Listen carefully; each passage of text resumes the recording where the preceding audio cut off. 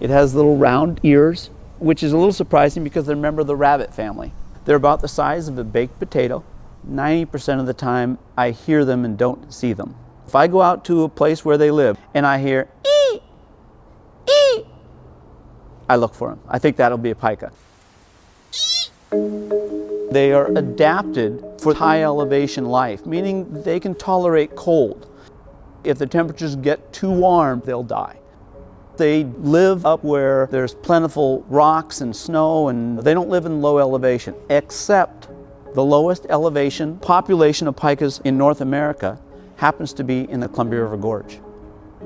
Why are they living down here? It turns out we have this Goldilocks situation that if you get underneath the rocks, the temperature is fabulously cool.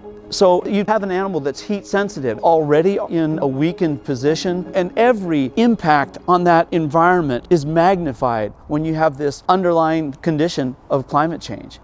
Well, if climate gets warmer and warmer, aren't those guys going to suffer first?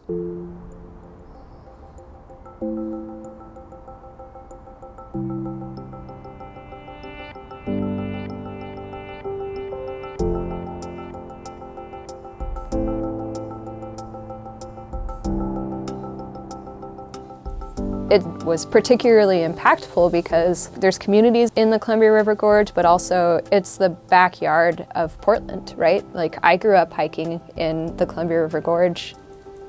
And I stood on the Washington side of the river and I thought of all the animals trying to flee. I knew a pika couldn't flee. It was a horrible thought.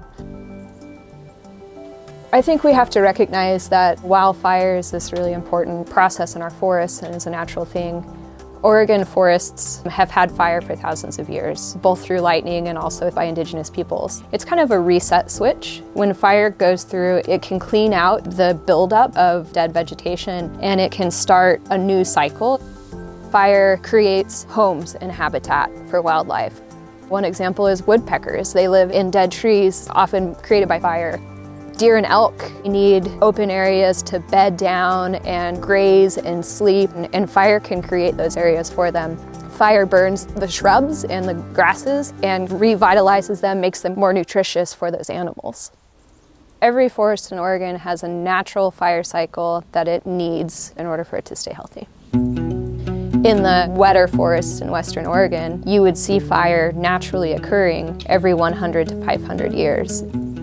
On the eastern part of the state, east of the Cascades, the forests there don't have as much moisture. You also have warmer temperatures on that side of the state. So those forests naturally burn more frequently, every 3 to 30 years. What has happened is that humans have tampered with that system.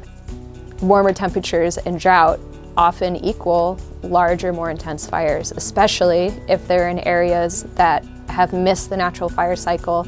And it's something that we're going to need to be really proactive about addressing. We have a group of experts that can make a very specific plan on how to intentionally reintroduce fire to that forest to mimic what the natural fire would have looked like. We prioritize the eastern dry forests for controlled burning. It sets that reset switch, and it makes it so that when you have future fires, it's going to burn more in tune with the natural fire cycle.